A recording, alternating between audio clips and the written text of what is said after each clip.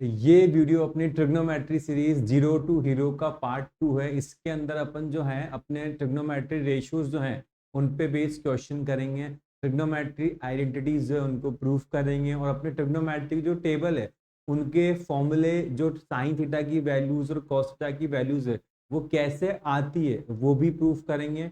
उनको आपको याद भी करना पड़ेगा और कुछ एक्स्ट्रा क्वेश्चंस भी करेंगे। ठीक है, तो शुरू करते हैं अपन सेकंड वीडियो अपनी trigonometry zero to hero series का, है ना।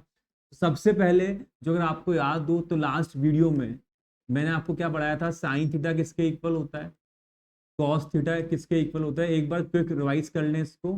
टैन थीटा जो है वो किसके इक्वल होता है, जो आपका कोसेक थीटा है वो कितना होता है, जो आपका सेक थीटा है, जो अपने सेक थीटा है, सेक थीटा, सेक थीटा वो किसके इक्वल होता है, कॉस थीटा का उल्टा मतलब एच अपॉन बी, और जो कॉट थीटा है वो क्या होता है, टैन थीटा का उल्टा मतलब बी अपॉन पी। यही था। उसके बाद अपन ने क्या देखा था कि sine theta upon cos theta करोगे तो किसके इक्वल आएगा, टैन थीटा के। Cos theta upon sine theta करोगे तो वो किसके इक्वल आएगा, कॉट थीटा के। यही था। एक और लास्ट क्वेश्चन में जो अपन ने प्रूफ किया था, sine square theta plus cos square theta वो किसके इक्वल होता है, 1 के। ये सब अपन ने प्रूफ किया था, यूज किया था, इनके क्वेश्चंस किए थे। अगले जो कुछ अपने 40 से 50 मिनट्स हैं उसके अंदर अपन क्या प्रूफ करने वाले हैं कि 1 प्लस टैन स्क्वायर थीटा वो किसके इक्वल होता है, सेक स्क्वायर थीटा के। 1 प्लस कॉट स्क्वायर थीटा वो किसके इक्वल होता है, कॉसेक स्क्वायर थीटा के। और जो ट्रिग्नोमेट्री की टेबल है वो पूरी टेबल अपन डिराइव करना भी सीखेंगे और उनको अपन याद भी करेंगे। टेबल क्या है, टेबल क्या है, जो साइन थीटा है उसकी टेबल क्या होती है, जो साइन जीरो है वो किसके इक्वल होता है, जीरो के। जो साइन 30 है वो किसके इक्वल होता है, 1/2 के। जो साइन 45 है वो किसके इक्वल होता है, जो साइन 45 है 1/√2। जो साइन 60 है वो किसके इक्वल होता है, √3/2। और जो साइन 90 है वो किसके इक्वल होता है, 1 के। कॉस की वैल्यूज जो है वो साइन के थ्रू कैसे डिराइव करनी वो मैं आपको सिखाऊंगा। पहले टैन की वैल्यूज लिखें। जो टैन जीरो है, टैन थीटा, जो टैन जीरो है वो किसके इक्वल होगा, 0 के। जो टैन 30 है वो किसके इक्वल होगा, 1/√3 के। जो टैन 45 है वो किसके इक्वल होगा, 1 के। जो टैन 60 है वो किसके इक्वल होगा, √3 के। और जो tan 90 है वो किसके इक्वल होगा, नॉट डिफाइंड 1/0 के, नॉट डिफाइंड, है ना। कॉस की वैल्यूज साइन की वैल्यूज से कैसे आती है वो मैं आपको सिखाता हूँ। जो कॉस की वैल्यू जो साइन की वैल्यूज से कैसे आती है वो मैं आपको सिखाता हूँ। देखना क्या होगा, आपको यहाँ पे साइन थीटा की वैल्यूज गिवन है ना। आपको इवेंचुअली उसको याद करना पड़ेगा, बट मैं आपको सिखाता हूँ कि होता क्या है। जो साइन थीटा की वैल्यूज है उनसे कॉस थीटा की वैल्यूज कैसे आती है, देखना क्या होता है। कॉस में 0 होगा, कॉस में 30 होगा, कॉस में 45 होगा, कॉस में 60 होगा और कॉस में 90 होगा। ये वैल्यूज होती है। अब क्या होता है, अब क्या होता है, जो कॉस जीरो है वो किसके इक्वल होता है। एक तरीका तो क्या है कि अपन ये बोलते हैं कि आप इन वैल्यूज को उल्टा लिखना शुरू कर दो, कि जो 90 पे लिखा है यहां से लिखना शुरू कर दो, नीचे से। यहाँ 1 है, यहाँ 1 लिख दो, यहाँ √3/2, यहाँ √3/2, यहाँ 1/√2, यहाँ 1/√2, यहाँ 1/2, यहाँ 1/2, यहाँ 0, यहाँ 0। एक तो ये बात बोली जाती है, ये भी ठीक है, इससे मुझे कोई प्रॉब्लम नहीं है। दूसरा लॉजिकल चीज क्या है कि अगर आपको कॉम्प्लीमेंट्री एंगल्स याद है तो ज्यादा फायदा रहेगा। कॉम्प्लीमेंट्री एंगल्स मतलब किन दो एंगल्स को ऐड करने पर 90 आता है। तो 0 के अंदर मैं क्या ऐड करूं कि 90 आ जाए, 90, तो ये इक्वल होंगे साइन 91। 30 के अंदर में क्या ऐड करूं कि 90 आ जाए, 60। 45 के अंदर में क्या ऐड करूं कि 90 आ जाए, 45। 60 के अंदर में क्या ऐड करूं कि 90 आ जाए, 30। और 90 के अंदर में क्या ऐड करूं कि 0 आ जाए, 90 आ जाए तो 0। तो ये भी इस तरीके से भी आप इनको याद कर सकते हो। जो आपकी अदर वैल्यूज हैं, अदर वैल्यूज जो है वो कैसे निकलेगी भाई, अदर वैल्यूज जो हैं वो आप कैसे निकालोगे, जो आपकी अदर वैल्यूज हैं उनको आप कैसे निकालोगे, जैसे साइन कॉस और टेन, ये तो मैंने यहाँ पे लिख दिया है। आपको मेरा सजेशन क्या है, आपको मेरा सजेशन ये है कि आपको साइन और टेन की वैल्यूज याद करनी चाहिए। साइन और टेन की वैल्यूज आपको याद करनी चाहिए। जो कॉस थीटा की वैल्यू है वो टाइमली याद हो जाए तो ठीक, वरना जब भी आपसे पूछे कॉस 30 क्या होगा तो मन में बोलना साइन 60 होगा। वो कितना होता है, √3/2। कॉस 45 कितना होगा, जितना साइन 45 होगा। कॉस 60 कितना होगा, जितना साइन 30 होगा।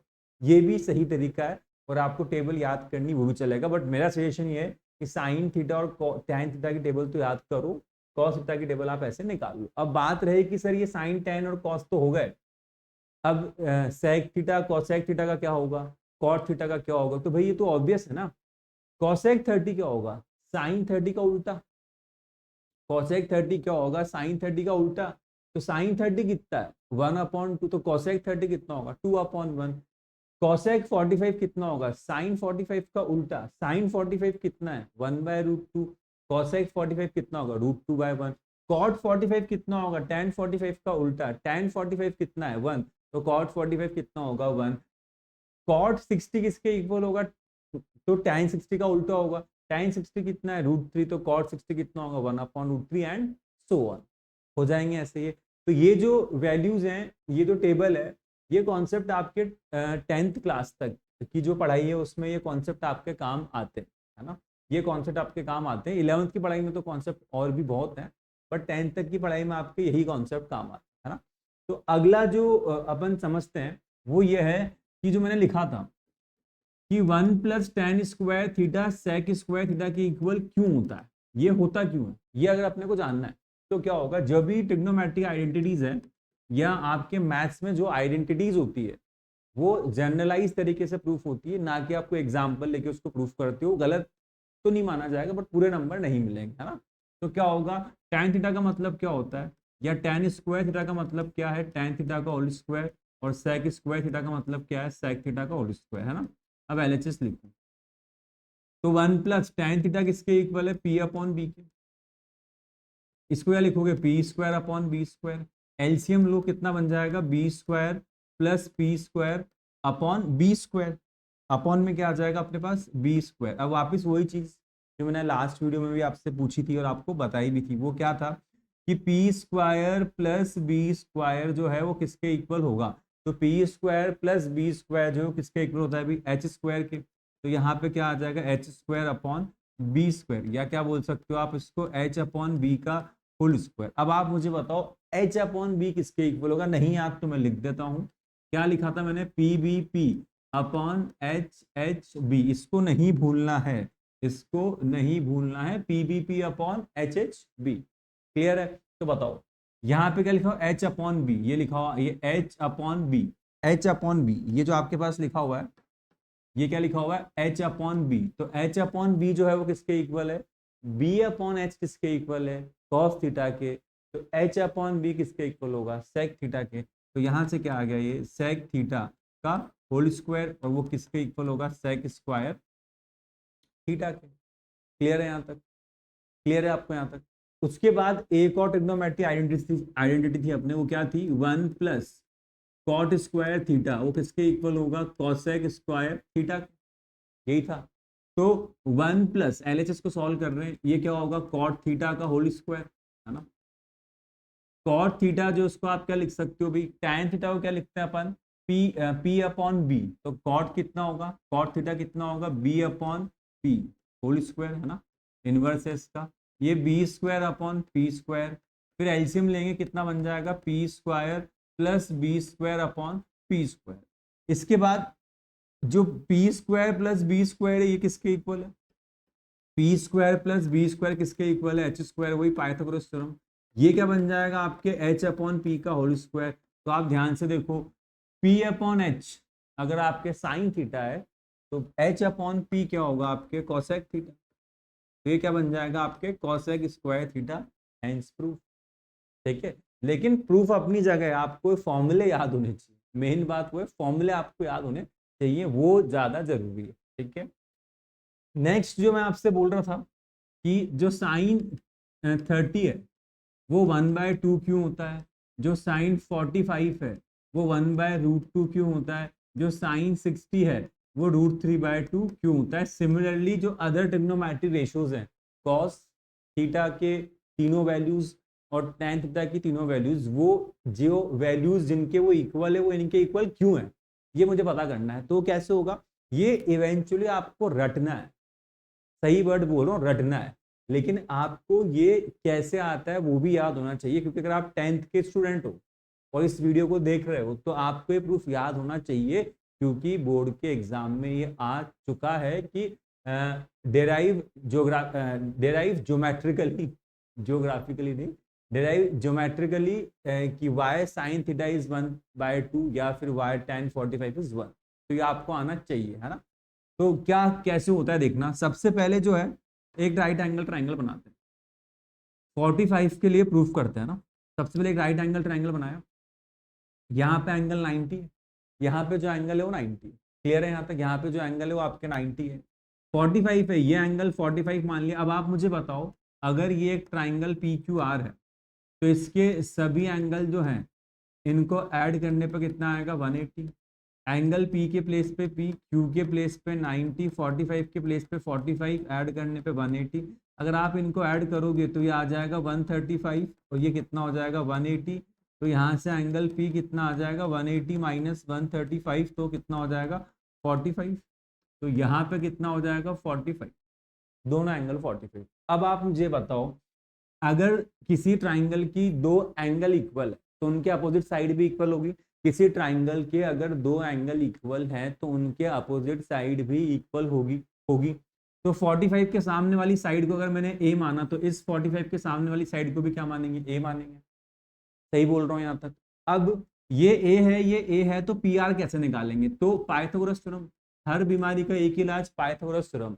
तो पी आर का स्क्वायर, पाइथागोरस क्या होती है, H square equal P square plus B square. तो यहाँ पे लगाएंगे अपन पी आर का होल स्क्वायर, वो किसके इक्वल होगा आपके पास, पी क्यू का whole square plus Q R का होल स्क्वायर। यही है पी क्यू और क्यू आर, वो किसके इक्वल गिवन है आपको, पी क्यू और क्यू आर आपको ए के इक्वल गिवन है।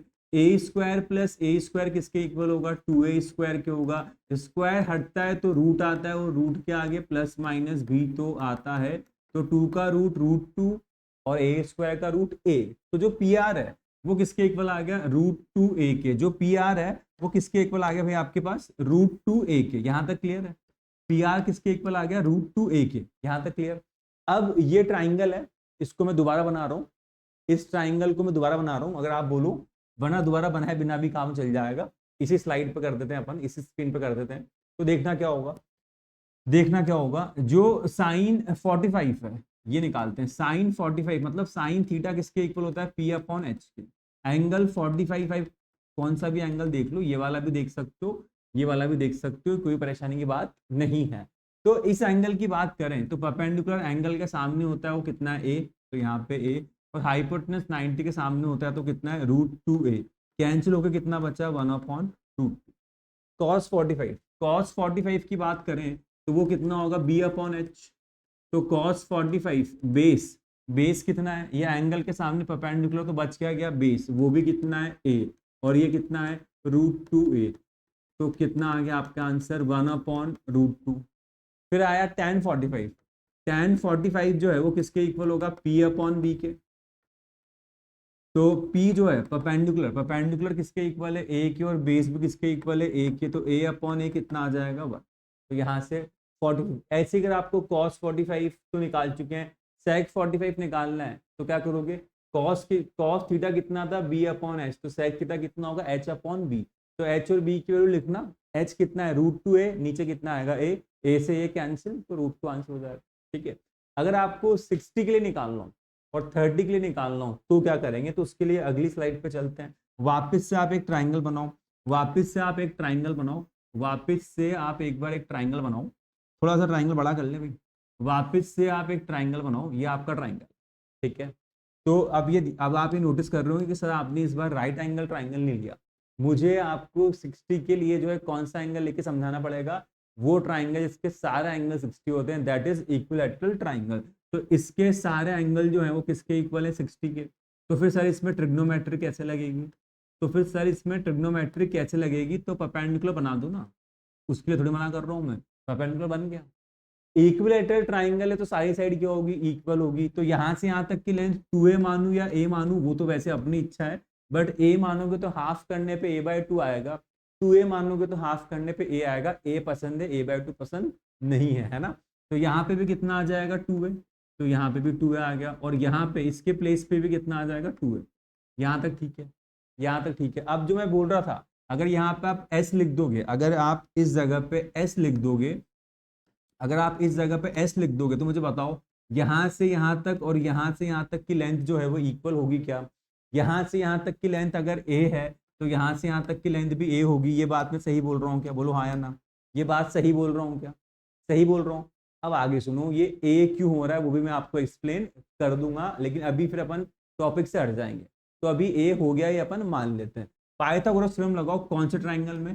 ट्राइंगल पिक करो, in triangle P S R. एक ट्राइंगल पिक करो पी एस आर, और इसमें लगाते हैं अपन पाइथागोरस थ्योरम। ठीक है, लगाओ। क्या बनेगा? 2a का होल स्क्वायर, भाई 90 के सामने, 90 के सामने क्या होगा? हाइपोटेनस, और ये परपेंडिकुलर और ये बेस है ना। तो ए स्क्वायर प्लस ये क्या हो जाएगा आपके पी एस का होल स्क्वायर। ये कितना हो जाएगा? 4a का स्क्वायर। ये कितना है? ए स्क्वायर प्लस पी एस का होल स्क्वायर।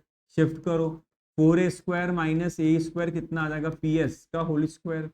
3a स्क्वायर कितना आ जाएगा? पी एस का होल स्क्वायर। स्क्वायर हटेगा तो रूट आएगा, तो कितना बन जाएगा? 3 का रूट, √2, और ये क्या आ गया आपके? √3a।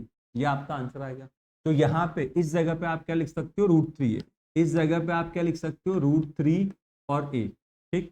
अब सिर्फ इस ट्राइंगल को पिक करते हैं। अच्छा, एक चीज और, ये जो एंगल है ये भी बाइसेक्ट हुए। ये जो 60 था, ये जो 60 था, ये जो आपके 60 है वो अब कितना हो गया? 30, और ये भी कितना हो गया? 30।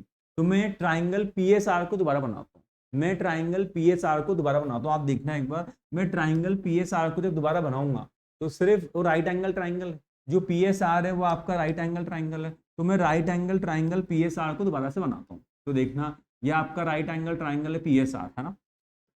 ये है आपका पी एस और आर। ये जो ट्राइंगल है ये क्या दे रखा आपको? पी एस और आर, है ना। तो यहाँ एस पे 90, एच पे 90 क्लियर है आपको ये बात? तो देखना क्या होगा, इस जगह क्या लिखा हुआ है? ए। इस जगह क्या लिखा हुआ है? √3a, और यहाँ पे क्या लिखा हुआ है? 2a। ठीक है, ये जो एंगल है कितना है? 60, और ये जो एंगल है कितना है? 30। सब गिवन है। तो लगाओ ट्रिग्नोमेट्री। क्या निकालना है? साइन 60।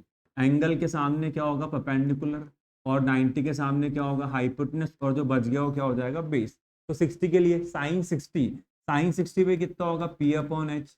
ये पी कितना है? √3a, और एच कितना है? 2a। ए से ए कैंसिल, कितना आ गया? √3/2। कॉस 60, कॉस 60 कितना होगा? B upon H. बी कितना है? बी कितना है? ए, और एच कितना है? 2a। एच कितना है? 2a, तो कितना हो जाएगा? 1/2। tan 60, tan 60 जो है किसके इक्वल होगा? p अपॉन बी के। p कितना है? p कितना है? p जो है वो कितना दे रखा है? √3a, और b जो है वो कितना दे रखा है? a। तो tan 60 का आंसर कितना आ जाएगा? √3। ये आपका आंसर हो गया। ये आपके आंसर हो गए। 30 के लिए निकालना है, 30 के लिए भी निकाल देते हैं। 30 के लिए निकालना है अगर आपको, तो देखना, मैं सेम ट्राइंगल दोबारा बना देता हूँ। सेम ट्राइंगल जो है मैं दोबारा बना देता हूँ। देखना एक बार, आप 30 के लिए कर देते हैं। देखना क्या होगा। जो साइन 30 है वो किसके इक्वल होगा? पी अपॉन एच के। तो अब 30 के लिए, 30 जो है 30, इस 30 के लिए परपेंडिकुलर कौन सा होगा? ए। 30 ट्राइंगल दोबारा बनाऊं? ट्राइंगल दोबारा बना देते हैं। सारी बात मान लेंगे, आपको चिंता मत करो। ये ट्राइंगल दोबारा बना दिया मैंने, ठीक है। नेमिंग करो, नेमिंग करो। वही सेम ट्राइंगल, यहाँ पे क्या है? पी, यहाँ पे एस, यहाँ पे आर, यहाँ पे 30। 30 के एंगल के सामने क्या होगा? परपेंडिकुलर। परपेंडिकुलर किसके इक्वल है? ए के। 90 के सामने क्या होगा? हाइपोटेनस किसके इक्वल है? 2a के। और जो बच गया वो होगा बेस, वो किसके इक्वल है? √3a के। साइन 30, साइन 30 कितना होता है? p upon H. पी कितना है? p कितना है? a, और h कितना है? 2a। तो आंसर कितना आ गया? 1/2। cos 30, cos 30 कितना होगा? b upon H. cos 30 कितना होगा? b upon H. b कितना है? b कितना है? √3a, और h कितना है? 2a। कितना आ गया? √3/2। और tan 30, tan 30 कितना होगा? p upon B. p कितना है? p है a, और b कितना है? √3a। तो ये कितना हो जाएगा? 1/√3। ये आपका आंसर हो जाएगा। क्लियर है भाई सबको? क्लियर है जो जो मैंने लिखा? कहीं डाउट हो, कहीं कोई अटक गया हो तो भाई पूछ लो, पूछ लो। जहाँ पे जो अटक गया है भाई पूछ लो, कोई दिक्कत की बात नहीं है। लेकिन पूछोगे कैसे? कमेंट करके पूछना पड़ेगा भाई। अगर ऑफलाइन पढ़ रहे हो तो सामने से, वरना कमेंट करके। ठीक है, क्लियर है भाई आपको? क्लियर है यहाँ तक? चलो, तो ये अब आपको मेन चीज क्या है? ये वैल्यूज मैंने डिराइव करा दी, क्योंकि अगर कोई 10th का बच्चा देख रहा है तो आपकी चीजें काम आएगी। इन जनरल आपको वैल्यूज याद होनी चाहिए। क्लियर है आपको चीज? चलो, तो अब कुछ क्वेश्चंस करते हैं, कुछ क्वेश्चंस करते हैं, बेसिक क्वेश्चंस करते हैं। फिर आगे वाली वीडियोस में जब ये थ्योरी वाला पार्ट कंप्लीट हो जाएगा तो मैं आपको फिर क्वेश्चंस ही क्वेश्चंस कराऊंगा, है ना। अभी मैं क्वेश्चंस प्लस थ्योरी करवा रहा हूँ, है ना। बेसिक क्वेश्चंस ही हैं, फिर अपन क्वेश्चंस ही क्वेश्चन करेंगे एक बार थ्योरी का काम खत्म हो जाए, ठीक है। चलो, तो अगला जो अपना क्वेश्चन है वो क्या होगा, जैसे आपको दे रखा है कि साइन ए प्लस बी जो है वो इक्वल दे रखा है 1/2 के इफ, है ना, और कॉस ए माइनस बी जो है वो आपको इक्वल दे रखा है √3/2 के। तो आपको फाइंड करनी है वैल्यू ए और बी की, है ना। ए और बी जो है ट्राइंगल के एंगल है, ट्रिग्नोमेट्री लगती है ट्राइंगल के अंदर, ठीक है भाई। चलो, तो ये सॉल्व कैसे होगा, ये सॉल्व कैसे होगा, तो साइन ए प्लस बी जो है वो किसके इक्वल दे रखा है 1/2 के, लेकिन 1/2 साइन थीटा की टेबल में कब आता है 30 पे, कॉस के टेबल में भी आता है, बट यहाँ साइन लिखा है तो यहाँ पे साइन ही लिखना पड़ेगा। अब आप कंपेयर करोगे, कंपेयर करोगे मतलब साइन के बाद यहाँ जो लिखा है वो क्या है a प्लस बी, और साइन के बाद यहाँ जो लिखा है वो कितना है 30। कंपेयर, एंगल से एंगल कंपेयर, ये मत बोलना सर साइन से साइन ही कैंसिल कर दो ना, ये क्यों नहीं बोल रहे हो, नहीं बोल सकते। साइन थीटा दो अलग अलग टर्म नहीं है, साइन थीटा दो अलग अलग टर्म नहीं है, साइन थीटा एक ही टर्म। तो साइन से साइन कैसे कैंसिल कर दूं, इंप्लाइज दैट लगाएंगे, तो a प्लस बी कितना आ गया 30, ठीक। उसके बाद फिर क्या दे रखा है cos a minus B, cos a minus B जो है किसके इक्वल दे रखा है आपको √3/2 के। तो साइन में ये कब आता है 60 पे, साइन में ये कब आता है 60 पे, तो कॉस में ये कब आएगा 30 पे, कॉस में ये कब आएगा आपके 30 पे, तो कॉस में कब आएगा आपके 30 पे, ठीक है। यहाँ तक अब क्या हुआ, अब वापस कंपेयर करो कि यहाँ पे लिखा है a माइनस बी, तो यहाँ पे क्या लिखा है 30, ये आपके दो वैल्यूज आ गई। इन दो इक्वेशंस को भाई हम सॉल्व कर सकते हैं क्या, इन दो इक्वेशंस को हम सॉल्व कर सकते हैं क्या, देखना एक बार क्या होगा। यहाँ पे लिखा हुआ है a प्लस बी इक्वल 30 और यहाँ पे लिखा हुआ है a माइनस बी इक्वल 30, तो क्या होगा अगर आप इनको ऐड कर दोगे तो 2a इक्वल 60 30, तो यहाँ से a कितना आ जाएगा 30, a की वैल्यू 30 पुट करो, a की वैल्यू 30 पुट करो तो b कितना आएगा, a की वैल्यू 30 पुट करो तो b कितना आएगा आपके पास 0 डिग्री। इस बात का क्या मतलब हुआ, ये जो सिचुएशन आपको दे रखी है, ये जो सिचुएशन दे रखी है आपको, ये मैथमेटिकली ट्राइंगल के अंदर पॉसिबल नहीं है। क्यों पॉसिबल नहीं है, क्योंकि एक एंगल क्या हो गया 0, तो किसी भी ट्राइंगल का अगर एक एंगल 0 है तो ट्राइंगल कैसे बनेगा, एंगल कुछ तो हो, अगर एंगल ही 0 है तो इसका मतलब वो ट्राइंगल जो है पॉसिबल ही नहीं है। तो ये सिचुएशन जो है ये क्या मैथमेटिकली पॉसिबल है, तो मैथमेटिकली पॉसिबल नहीं है, क्योंकि आपका एक एंगल क्या आ गया 0। ये क्वेश्चन मैंने आपको जानकारी कराया ताकि आपको क्लियर हो कि अगर कोई एंगल 0 आ जाए तो क्या करना है, एमसीक्यू के अंदर लिखा आ जाए तो क्या करना है, ये आपको पता होना चाहिए। तो ये ट्राइंगल ही नहीं बन रहा तो बात ही खत्म। क्लियर है ये चीज आपको, मैं नहीं कह रहा हमेशा 0 आएगा, मैं कह रहा हूँ अगर 0 आ जाए तो आपको क्लियरिटी होनी चाहिए कि करना क्या है, कौन से ऑप्शन पे टिक करना है, क्योंकि सीबीएसई वाले आजकल ढंग के क्वेश्चन दे रहे हैं, घुमा सकते हैं, ठीक है। तो इसलिए मैंने इंटेंशनली ये डेटा पिक किया है जिसमें ऐसी सिचुएशन बने जिसमें आपको डाउट आए कि यार ये कैसे हो सकता है। क्लियर है, ऐसे क्वेश्चन आपकी एनसीईआरटी में 2-3 क्वेश्चन है, आप उनको अटेम्प्ट कर सकते हो, ठीक है भाई। अगला जो है, अगला जो है उसमें क्या दे रखा है, मान लो आपको कि if cos A equal cos B, किसके अंदर, in triangle ABC, right angle at C, right angled at C, if cos A equal cos B then prove that A equal B, A equal B मतलब angle A equal angle B। तो अब ये तो बोलना ही मत कि sir cos से cos cancel कर दो, हो ही नहीं सकता, cos कोई नंबर थोड़ी जो कैंसिल हो गया, cos से तो एक पूरी एक इंडिविजुअल टर्म है, वो कैसे कैंसिल हो सकती है, cos से cos तो कैंसिल नहीं हो सकता, पाप है, करना ही नहीं है। तो क्या करना है फिर, तो आपको क्या दे रखा है, एक राइट एंगल ट्राइंगल दे रखा है तो बनाओ, राइट एंगल ट्राइंगल दे रखा है तो राइट एंगल ट्राइंगल आपको दे रखा है, हाँ? इसमें ये एंगल 90 है, 90 कौन सा है, सी पे है, सी पे 90 है, और यहाँ पे क्या दे रखे हैं आपको ए और बी, जो ऑब्वियसली क्या है आपके एक्यूट एंगल है। क्लियर है यहाँ तक, फिर क्या होगा, अब जो गिवन है, जो गिवन है वो क्या है, cos A equal cos B, जो गिवन है वो क्या है, cos A equal cos B, cos A B upon H। तो इस A के सामने ये जो है, इस A के लिए एंगल A के लिए, एंगल A के लिए जो क्या है BC, वो क्या हो जाएगा परपेंडिकुलर, और ए सी वो क्या हो जाएगा आपका बेस, और ए बी वो क्या हो जाएगा आपका हाइपोटेनस। एंगल बी के लिए, एंगल बी के लिए, एंगल बी है इसके सामने जो वो क्या होगा आपके परपेंडिकुलर होगा। तो परपेंडिकुलर कितना होगा, ए सी वो परपेंडिकुलर होगा, बी सी जो है वो बेस होगा, और हाइपोटेनस तो सेम ही रहता है अभी, हाइपोटेनस तो सेम ही रहेगा। अब cos A equal cos B दे रखा है, cos A equal cos B दे रखा है। अब इस बात को अपन यूज करते हैं, देखना क्या होगा। Cos A equal cos B, now cos A वो किसके इक्वल दे रखा है, कॉस बी के। तो कॉस थीटा कितना होता है, बी अपॉन एच लगाओ। एंगल के लिए बी कितना है, बी कितना है ए सी, और एच कितना है ए बी। फिर कॉस बी जो है वो कितना होगा, बी अपॉन एच, तो कितना हो जाएगा B upon H, B upon H, तो B C upon A B. A B से ए बी कैंसिल, तो क्या बचा आपके पास, ए सी इक्वल बी सी। तो एक ट्राइंगल है, एक ट्राइंगल है, एक राइट एंगल ट्राइंगल है, एक राइट एंगल ट्राइंगल है ए बी सी, एक राइट एंगल ट्राइंगल है ए बी सी। उसके अंदर आपने क्या बोला कि ए सी और बी सी इक्वल है। तो एक ट्राइंगल जिसकी दो साइड इक्वल है, उनके ऑपोजिट एंगल भी इक्वल होंगे। इसका मतलब क्या हुआ कि अगर ए सी इक्वल बी सी है, तो फिर ए सी के अपोजिट क्या होगा, एंगल बी, और बी सी के अपोजिट एंगल क्या होगा, ए, वो भी क्या हो जाएंगे आपके इक्वल, हैंस प्रूफ। तो ये ऐसे करना है, ना कि सर कॉस से कॉस कैंसिल कर दें क्या, ऐसे नहीं करना, गलत बात, ऐसे नहीं करना है, ठीक है। क्लियरिटी है आपको, समझ रहे हो मैं क्या बोल रहा हूँ। चलो एक और क्वेश्चन करते, इतना समझ रहे हो तो देखना क्या होगा। अगर आपको ये बेसिक क्वेश्चन है, 15 कॉट थीटा इक्वल ए दे रखा है, तो फाइंड करना है आपको other trigonometric ratios, other trigonometric ratios. तो देखना क्या होगा, 15 इंटू कॉट थीटा किसके इक्वल दे रखा है, 8 के। तो कॉट थीटा किसके इक्वल होगा, 8/15 के। कॉट थीटा जो है वो किसके इक्वल होगा, 8/15 के। कॉट थीटा इक्वल होगा 8/15 के। क्लियर है यहाँ तक।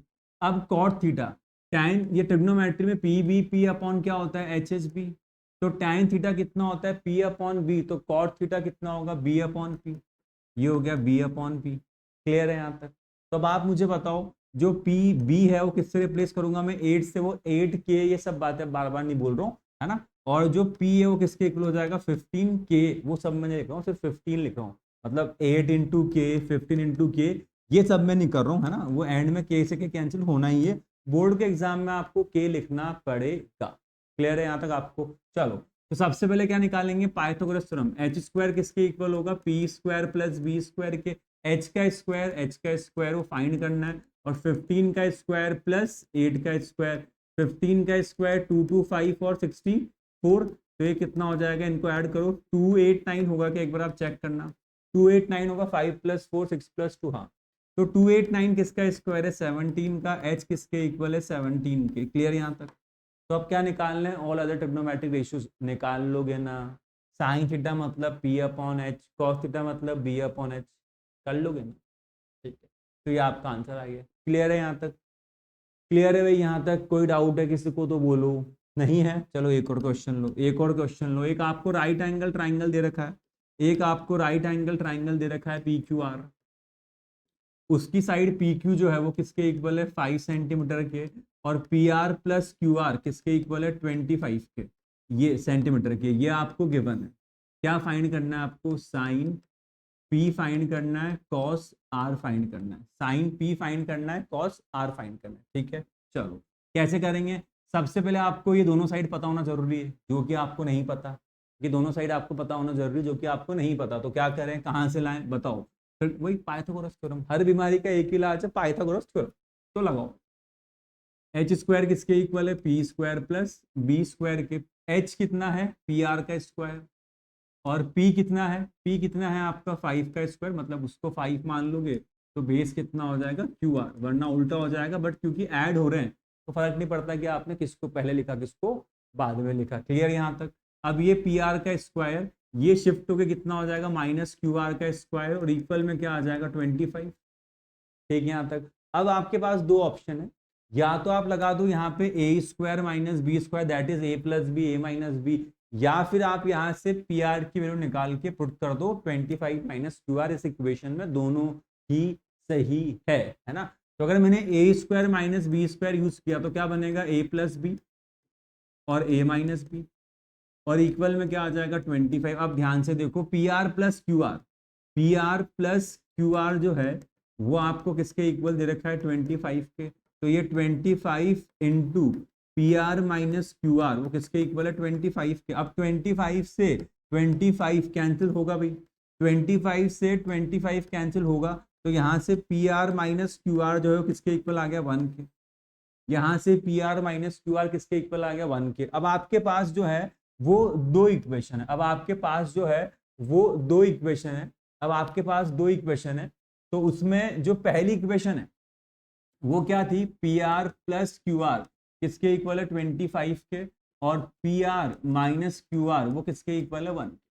ठीक है, अब इन इक्वेशंस को एलिमिनेट करके आप आंसर निकाल लो, ऐड करो, तो क्या हो जाएगा P R plus P R 2pr, ये कैंसिल हो गया, ये जो है ये कैंसिल हो गया भाई, इससे कैंसिल हो गया, और ऐड कर रहा हूँ, ये मस्त होता साइन को चेंज नहीं कर रहे, मैं ऐड कर रहा हूँ प्रभु, मैं ऐड कर रहा हूँ ना, तो 25 प्लस 1 कितना होगा 26, तो पी आर कितना आ गया 13, पी आर 13 को यहाँ पुट कर दो, इसमें या उसमें कहीं पे पुट कर दो, तो 13 प्लस क्यू आर किसके इक्वल है 25 के, तो क्यू आर कितना हो जाएगा 25 माइनस 13, तो क्यू आर किसके इक्वल हो गया आपके 12 के। तो यहाँ पे 13 है, यहाँ पे 12, अब क्या दिक्कत है, अब तो जो कहोगे आ जाएगा, इतने तो पढ़ लिए ना कि अब जो कहोगे निकाल लोगे, हो जाएगा, ये क्लियर हो रहा है, डाउट धीरे धीरे क्लियर हो रहे हैं, आ रही है बात समझ में। एक और लास्ट क्वेश्चन कर लें, इस वीडियो के लिए लास्ट क्वेश्चन कर लें, है ना, एक बार आप देखना। तो सबसे पहले एक आखिरी क्वेश्चन में क्या लिखेंगे,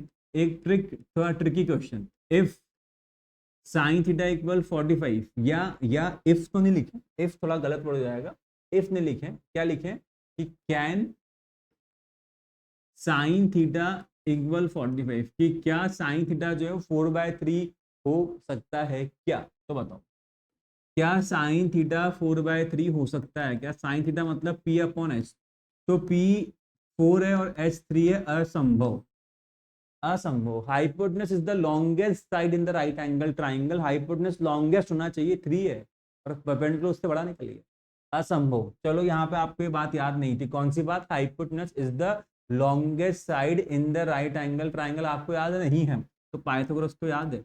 एच स्क्वायर किसके इक्वल होगा, P square plus B square के, 3 का स्क्वायर इक्वल कितना होगा 4 का स्क्वायर प्लस बी का स्क्वायर, 9 इक्वल क्या होगा 16 प्लस बी स्क्वायर, तो 9 माइनस 16 इक्वल क्या होगा B square minus 7 equal B square. तो बताओ किसी भी नंबर का स्क्वायर नेगेटिव नहीं हो सकता, रियल नंबर का नहीं हो सकता, और साइड नेगेटिव नहीं आ सकती, तो इसका मतलब यहाँ पे भी गलत है, पहले भी गलत था, इसका मतलब साइन थीटा 4/3 नहीं हो सकता। ठीक है, तो इस वीडियो में अपन ने क्या सीखा, पार्ट 1 और पार्ट 2 में अपन ने अभी तक क्या किया है, जीरो टू हीरो सीरीज है भाई आपके ट्रिग्नोमेट्री की, तो इसमें अपन ने अभी तक क्या किया है, आपके जो बेसिक्स हैं ट्रिग्नोमेट्री में, बेसिक्स क्या है वो सीखे हैं, प्रॉपर्टीज उनको लिखी है, प्रूफ किया है, एंगल्स जो है उनको लिखे हैं, प्रूफ किया है, डिराइव किया है, और बेसिक क्वेश्चंस किए। ठीक है, अब अपन क्या करेंगे, तो अपनी पार्ट 3 होगा उसके अंदर अपन ट्रिग्नोमेट्री टेबल पे बेस्ड क्वेश्चंस करेंगे, और जो अपन ने पार्ट 1 में किया है उन पे बेस्ड क्वेश्चंस ही क्वेश्चंस करेंगे, और पार्ट 4 के अंदर फिर अपन मेन ट्रिग्नोमेट्री जो होती है, अगर आप 10th के बच्चे हो तो मैं 8.3 की बात कर रहा हूँ एनसीईआरटी की, अगर आप 10th के बच्चे नहीं हो तो फिर आप समझ जाओगे कि मैं किसकी बात कर रहा हूँ, सबसे इंपॉर्टेंट पार्ट है, सबसे इंपॉर्टेंट पार्ट है जो बच्चों को मुश्किल लगता है। ठीक है, वो पार्ट 4 में आएगा। इस पार्ट में इतना ही, इस पार्ट में इतना ही, अच्छे से पढ़ाई करो, कोई डाउट आए कमेंट करो, फिलहाल के लिए thank you and best of luck. ठीक है।